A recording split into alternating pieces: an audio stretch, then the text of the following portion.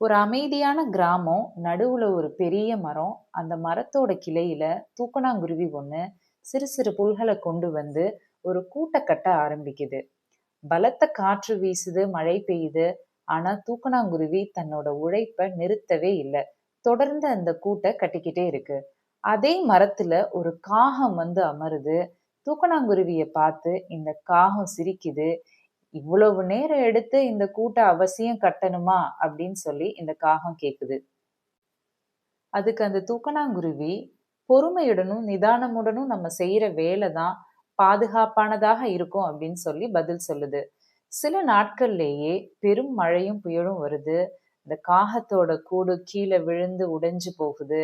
காகம் இப்ப துயரத்துல நிக்குது. தூக்கணாங்குருவியோட கூடு உறுதியா இருந்ததுனால அது பாதுகாப்பாக இப்ப இருக்குது.